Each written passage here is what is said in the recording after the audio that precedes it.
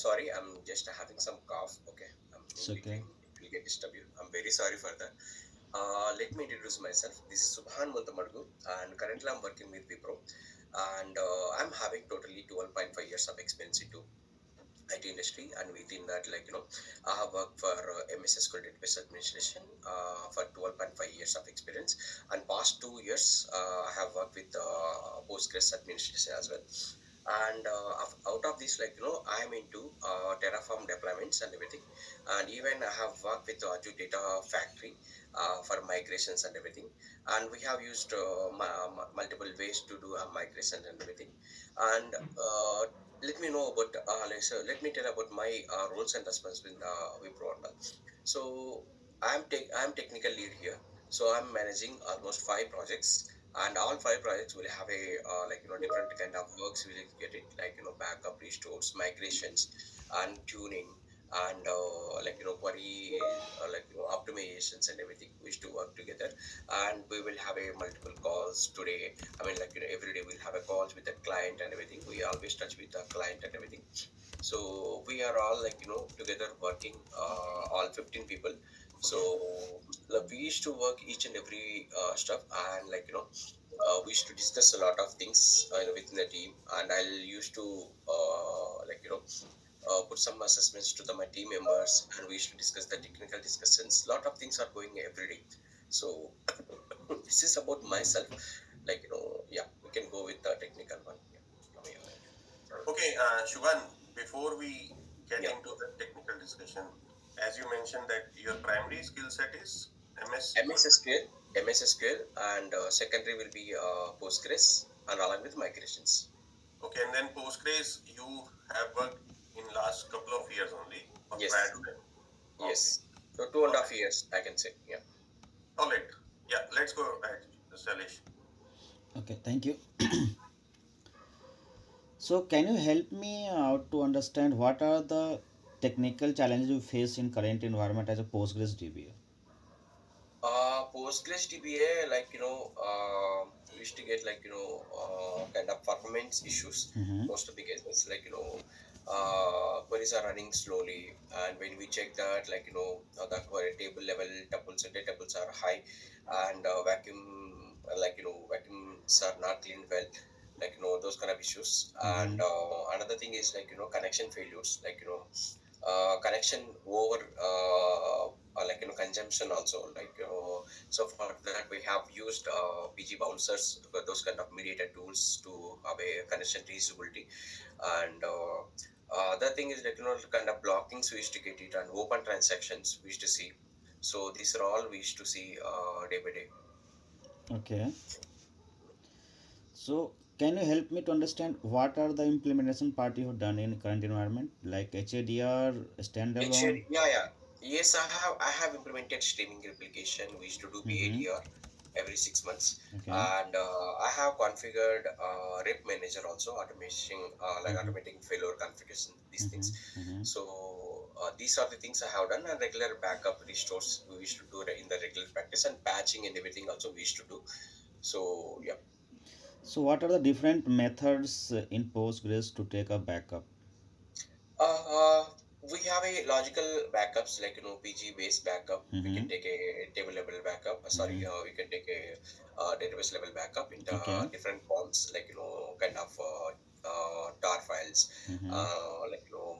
kind of different extensions. I also can able to use it Mm-hmm. like a binder and everything, and base dump all we can Mm-hmm. use for all databases together Mm-hmm. into the lunch backups. Mm-hmm. And another thing is PG based backup. It is a physical backups, physical file system backup. It will be. Mm-hmm. So in our environment also, every week we used to take a physical backups, and every day PG dump backups we used to take. And some customers they are using Parman tool to take a backups, and why? Because they are having used database sizes, so they Mm-hmm. used to do that one. And apart from this, we have set up the archive setup Mm-hmm. also. So archive logs also we used to keep in the parallelly. Mm-hmm. So if something goes wrong, we used to recover the data from the archive logs and everything. So this is what we have following the backup strategies and everything. And every 6 months, and every month also we used to do backup restore test. Whatever we take a backup, those backups are valid or invalid. So those kind of stuff, we are not doing in the exact actual system, but we used to do in the it is a Azure missions. We used to deploy the extra mission and the test mission. We can restore there. So and we can check the data. So kind of practice we used to do. And PATR also used to do in the same way only. So every 6 months we used to do a PATR test definitely. And these are the things I used to do. Okay, so let's have a scenario. We have a old backup last month. How can we validate without restoring the database backup? Uh, Maybe there is a way to check the validation of backups, backup file, but Mm-hmm. I'm not sure. Maybe I can't recall it, but there is a one command is there. You can able to check that backup is validated or not. I mean to say it's a consistency or not. It will check those things. Okay. For migration part, right? Without Yes, implementing migration, how can we validate two systems? Means though, compatible. yes, yes. Basically, we used to use the DMS services. So Mm-hmm. DMS services, it will help you to check all these things. Mm-hmm. And in AWS, I have done SCT, Mm-hmm. schema conversion tools, these kind of things. Also, it will show you Mm-hmm. what is the differences between these two. So why? Because see, when we are moving the databases from SQL to Postgres, definitely there will be difference will be there. So Mm-hmm. definitely you need to see the, you need to understand the what is the difference, and you need to understand how you can migrate the data with the help of those things. And I have implemented different scenarios. Mm-hmm. For example, I have moved to on-premises to AWS also. While Mm-hmm. I'm doing to AWS, I can use SCT tool, so Mm-hmm. it will help me to mapping tools and everything. And CI/CD pipelines I have created to data transmission, or else DMS task also we can create it. And in the Azure side also have migrated. There I have used Azure Data Factory, and with the help of Azure Data Factory, I can create a pipelines. And before the pipelines, we used to create a self-hosted integration runtime in the source mission, and we can activate it. Then we can able to create this data sets. And when you are creating a data pipeline, so it will show your destination. I mean to say sync and data. I mean to say destination data sets. On top of that, it will show the mapping also. So there you can see the mapping, clear mapping. So what is my SQL column? What is my Postgres column? So I can do mapping or not. There only can do a mappings. And here the benefit is in the next step itself, it will take a transform of the data, and it will give multiple options also. So you can choose either create new table, or else you can use the existing tables. So whatever you can do, you can do it. Or else you can take a script out of the data into the CSV file and everything. That also you can load with the help of copy option. You can load into the Postgres. So there are number of ways out there. So we have we are maintaining very smaller databases 300 GB databases. So we used to do practice all these things for the why? Because we are mainly into the migration part. So we used to evaluate all the possible ways, and we'll prepare the SOPs and run books also. So that's what my job here. Okay. So while migrating, right, from SQL to Postgre, what are the challenges you faced? Most of the cases, see, data types and all, we can map it. But unfortunately, access part, Mm-hmm. we can able to access the target missions individually. But when you are doing a migration process, that process may interrupt with the migrations or network issues, or else some other memory issue, something like that. So those kind of things we used to see, but one by one, we used to resolve the issues. And because of this reason only, before implementing anything into the production, we used to go with the lower level environment, and we can resolve the issues and everything, and prepare the build sheet and run books and everything. And based on that, we can follow the steps to production, to to make less issues, to do migrations. That's what we should do. Okay.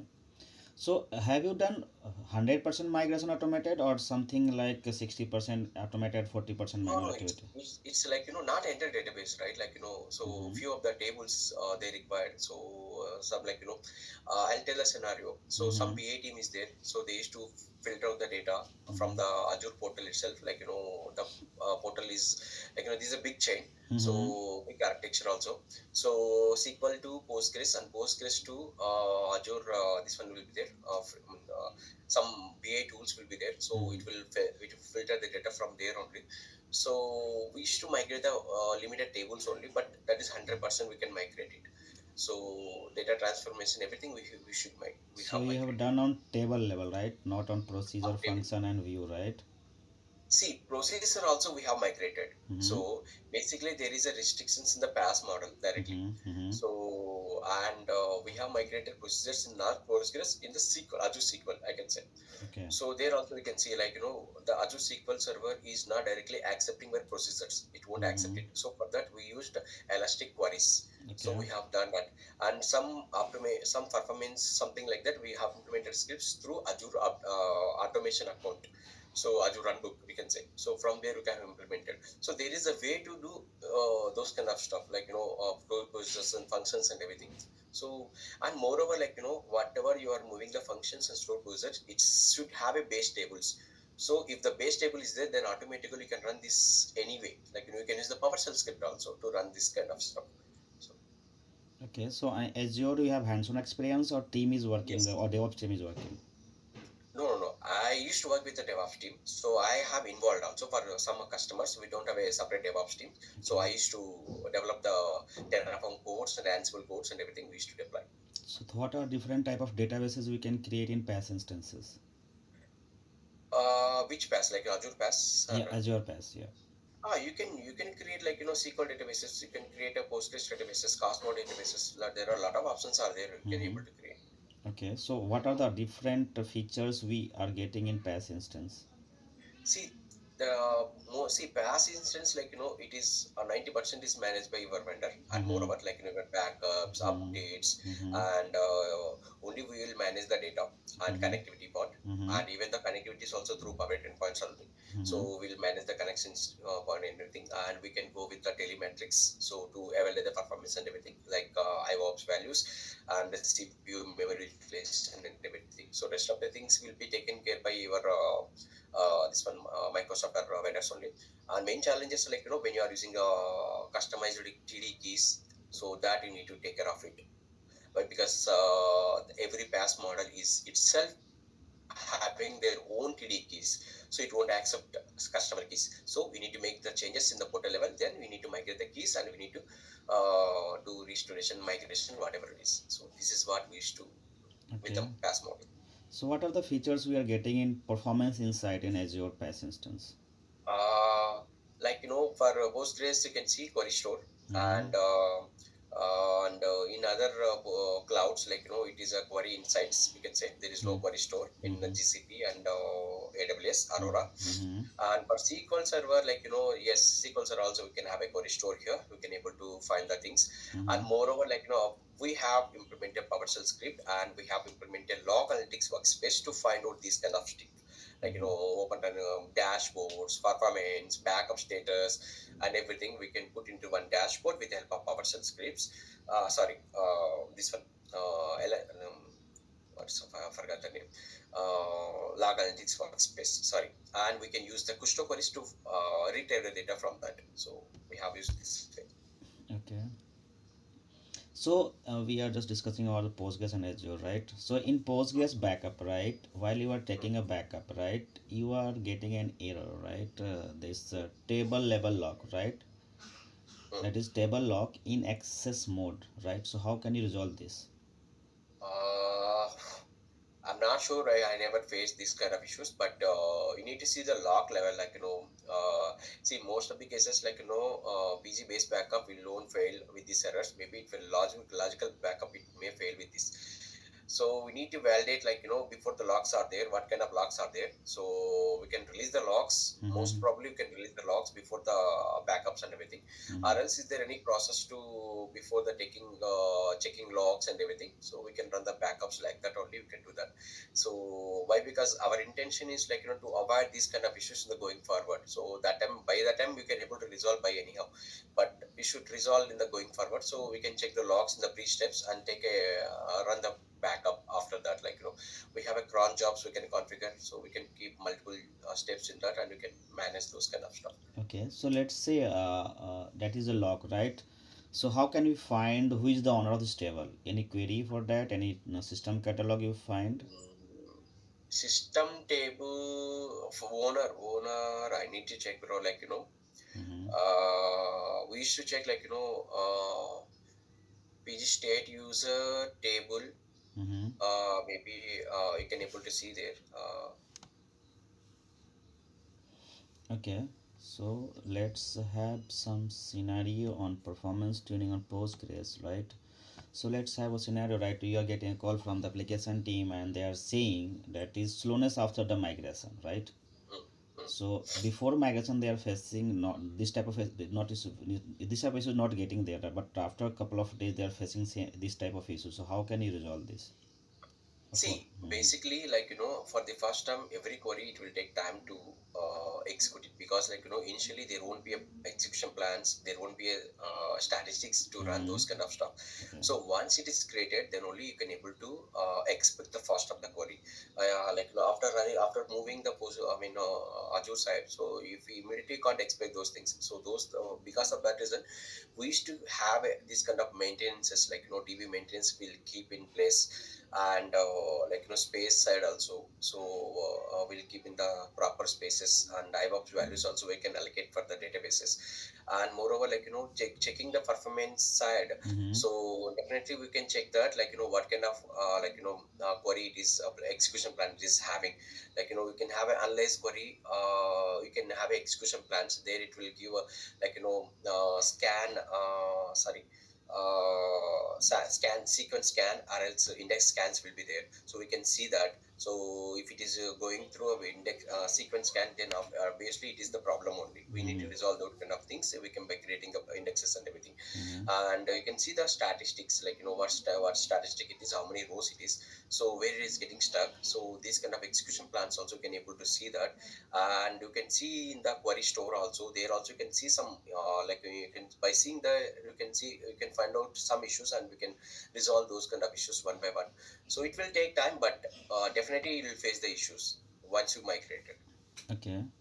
Have you faced this issue like too many connections on Postgres and No, yeah, I didn't face. okay. And about this cancel a statement due to that long running timeout, long time timeout, yeah. Yeah. So how can you resolve this if you are facing this issue?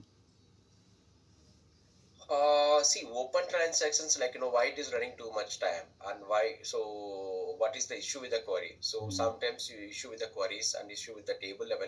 So maybe the logs has been prevented, like those kind of stuff we need to see. And definitely, like open queries, like you need to validate the queries, you need to tune the queries. So you need to see the resources consumption at the time. So what is the resource consumption and everything? So is there any other queries are placing the logs? Is there any other processes running?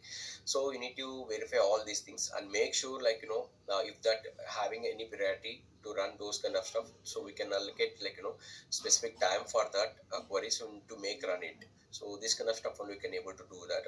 Like some adjustments you need to do towards the execution of time and everything, if there is no problem with the queries and there is no problem with the system and everything. So this kind of stuff we used to do. Okay. Can you let help us to understand what are different type of data type in Postgres? Data types, I'm not sure, like I'm a DBA, so I'm not into the development side. So definitely you can see varchar and data types, number data types, everything will be there. So as a database, it will support each and every. Why? Because Postgres is supporting the multiple languages also, so it will support each and all data types, I feel. Okay. What are the different type of indexes in Postgres? Indexes, like I know, like hash indexes and cluster indexes, I mean to say primary key based on indexes. These two Mm-hmm. are my. Okay. Have you seen enable any extension in Postgres? Yes, PG Badger Mm-hmm. extensions we have enabled to have a monitoring, Okay. and another extensions, like a couple of extensions, PG state statistics. So Mm-hmm. there, those things we have enabled. For that we have enabled extensions, Mm-hmm. and RIP manager side also we have enabled some extensions. Mm-hmm. So it's depend, like even PG repack also. So vacuum alternative for vacuum. So for that also we have enabled extensions. So external extensions. So you enable rep manager, right? Replication manager, right? Yeah, I have worked on So replication what are the also. parameters you set in config file and other config file to enable this replication? See, basically, a Postgres configuration file, you can send up walls and wall replica, Mm-hmm. those things we will do, and archive everything we can do that. Mm-hmm. But there is a specific you need to define in the RIP manager file also. Mm-hmm. And once you install the RIP manager, so it will create a RIP manager that config file. There you can able to see. You need to mention what is our primary database IP address, and what is our some parameters we need to mention there. And the same way other node also you need to mention the same thing. You need to mention node equal to episode standby, and what level you need to declare everything you need to and we need to put a specific login also. You need to specify the login and IP address also we need to specify there. Okay, so except PG config, right? What are the different config file in Postgres? HB that configured file will be there, and Postgres dot configure auto file will be there, Mm-hmm. and these are the main files you can see. What about the PG ident file? PG identifier file is kind of PGSBA dot file only, so we can use for adding LDAP users into the identity file, and that mapping we can use in HB dot configuration files. Okay, can you explain the postmaster and what is the role of postmaster in Postgres? The postmaster is the process will do everything, your start to stop and other internal processes will take care by the postmaster process. So even your background process are running because of Postgres postmaster process only. And before that, it will check the connectivity checks. For example, a connection is coming to Postgres, and it will check the connectivity related issues in the HB that configuration file and everything. So it will allow connections like that only. Okay, so can you help me to understand what are the different background processes in Postgres? Yeah, wall writer, VG writer, uh, auto vacuum launcher, and replication launcher, and state collector, state statistics collector, and checkpoint writer, and logging. Some few of the loggings are the wall sender, wall receiver. These are the things it will be. What is the use of BG writer? BG writer, it will write your dirty pages from memory to disk. It will do. It's Okay, like kind of checkpoints, and it will do memory cleanups. okay. So the ones we have done from the Postgres side, you can take from here if you want any question. No, I'm good. Salesh, you can continue. Okay, so let's have some question on SQL side, right? You work on SQL Yeah. too, right? Yes. So can you help me to understand the internal architecture of SQL Server? SQL Server. Yeah, basically SQL Server is divided into three parts, I can say. Network protocol, a relation engine, and storage engine. Mm-hmm. And before the network protocols, application will connect. Network protocol, we have a multiple network protocols, TCP, IP, named pipes, and these are the main things. Sorry, one second. Uh, Basically, after this, it will create a tablet data stream. So Mm-hmm. tablet data stream will make a hyperlinks to Mm-hmm. connect the relation engine. Mm-hmm. And relation engine multiple functions will be running, command parser, query executor, and optimizer. And command parser, what it will do exactly, it will check the two things. One thing is it will check the query is already existed execution plan or not, and it will check the syntax checkers also. Mm-hmm. And then after it will move to the optimizer, and the optimizer, it will generate the execution plans. We have two types of execution plans will be there, estimation execution plan and actual execution plans. And these actual execution plans will be present in the plan cache, and estimation execution plans will be generated by the optimizer with the help of update statistics. The update statistics will give the cardinality values, and it will help you to create a good plans by the optimizer.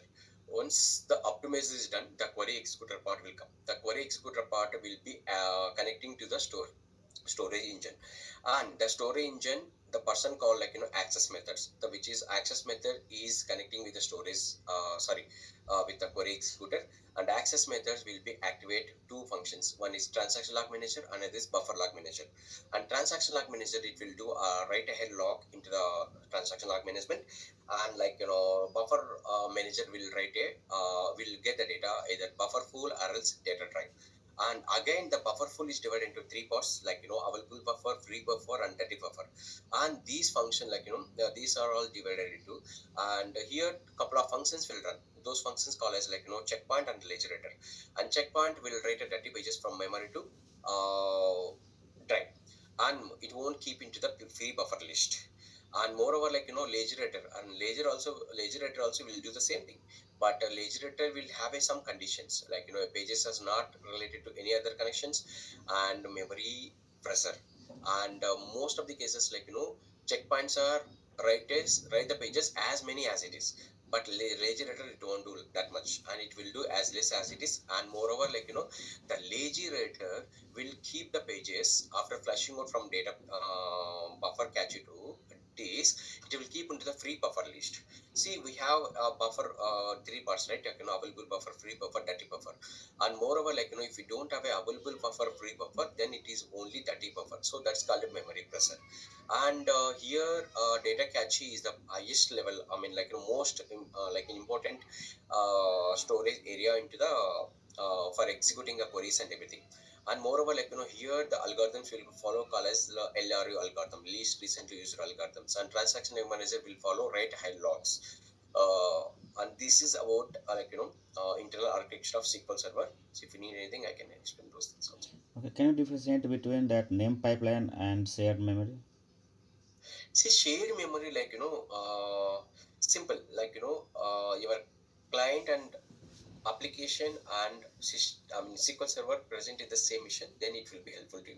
And named pipes, it will be kind of LAN area network. So it will be helpful in the LAN area network connection and everything, and it won't helpful to the wide area network. So within 100 meters of connectivity, it will able to support your named pipes and everything. Okay, so you are getting a 40 error, right? So how can you troubleshoot this in SQL Server? Which error? 40, 40. 40 error I never seen in SQL Server. I can see error 64, error 126, this kind of stuff I haven't seen. Okay, 40 error I never seen. okay. So can you help me to understand what are different type of isolation level in SQL Server? There are five isolation levels out there. Snapshot isolation level, read isolation level, and read commit isolation level, and serializable isolation level, and repeatable read isolation levels. These are the Mm-hmm. high isolation levels are there. And here, highly individual isolations are called as serializable isolation levels, even though you can't access session to session also. So yeah, So can you help me to understand repeatable read is phantom? Yeah, also okay, same okay, thing. not an issue. Okay, so for phantom read and dirty read.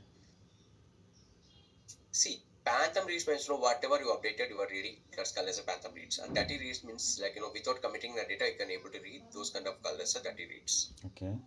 So have you got chance to work on that multi subnet always on? Yes, yes, I have configured. So can you explain the architecture of this? What are the prerequisite and what are the objectives required for See, that configuring there this? is no particular architecture for that. Multi-subnet means your listener is pointing to the two IP addresses is Mm-hmm. coming from two multiple subnets, Okay. and that's it. So backend your always on availability setup is same only. So here, we can use the ILB, internal load balancer, and to make a health prop checks on IP addresses, and you can allocate it. And moreover, if you use a multi IP addresses also, you need to use few parameters. So Mm-hmm. multi subnet failover equal to true option you need to use in the SQL Server options and properties and everything. And same thing you need to use in the application connection string. Otherwise, it will be very difficult to. I mean to say, it will not connect properly. So Yeah. sometimes it will pointing to the down. I mean to say, if you're using multi-subnet failover cluster management, and moreover, both IP addresses, it won't be online. Only one IP address it will be online at a time. So whenever you failover happen, so other will get online, and this one will be offline. So Okay. this is how it will keep the records.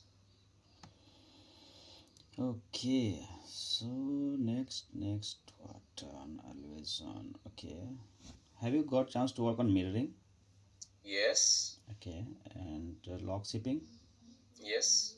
Lock shipping, mirroring, always on failover cluster management, everything I have worked. Okay. And replication. Yes, So transaction replication, merge replication, peer-to-peer replication. so what are different type of replication agent in SQL Server? See, basically, before 2012, there are few are there. Like, basically, it is a snapshot replication Mm-hmm. and transaction replication. Transaction replication will update our subscriber and mirror merge replication and peer-to-peer replication. And peer-to-peer replication, it will not come in the normal setup. You need to create a peer-to-peer replication topology. So based on that, you need to create a peer-to-peer replication, and it will support your wide range of read-only options. And snapshot replication, yes, there are few agents will run continuously here. Basically, different agents are available in the replication, like snapshot agent, log reader agent, and merge agent, and distributed agent, and a queue reader agent. These Mm-hmm. are the agents will run here. And basically, like whenever you are using the different types of applications, like transaction application is a trendy one. Everyone will use the transaction application only. And transaction application main prerequisite is primary key. And you need to set up few things here also, like agent profilers you need to modify it. And why? Because in transaction application you will see the errors, like primary key evaluation errors, like one those kind of consistency errors you can able to see. So those kind of stuff you can avoid by changing the values into agent profiler values. So you can uncheck the consistency after running something like that. You can check it. This is about replications. Okay. So let's have a scenario on replication. We have a 1 TB of database, right? And we are going to add couple of articles, right? So without Yes, generating a snapshot, how can we add I that? understand. Yep. See, basically, there is a store wizard called. Mm-hmm. Once you add the articles, you need to run the ये store नाटक wizard डाली along होगी following by है your No. publication. SP and this get refresh एक second देर subscribers. होगी Okay, followed by the your publication need to give. So then, if you can trigger your snapshot region, it will do only snapshot of your added articles, not for entire things. We used to do a lot of things here. And people will used to do, like allow updates is on something. They used to do some parameters that is not required, sir. So there is the store wizard called SP refresh subscription is better to use this kind of scenarios. Okay, thank you. So Dipanshu, I have done from the SQL side too. Yeah. All right. Thanks, Alesh. Shubhan, just help me understand. I mean, Yes. I'm going through your CV almost, I mean, in 12 and a half years of experience, you have switched seven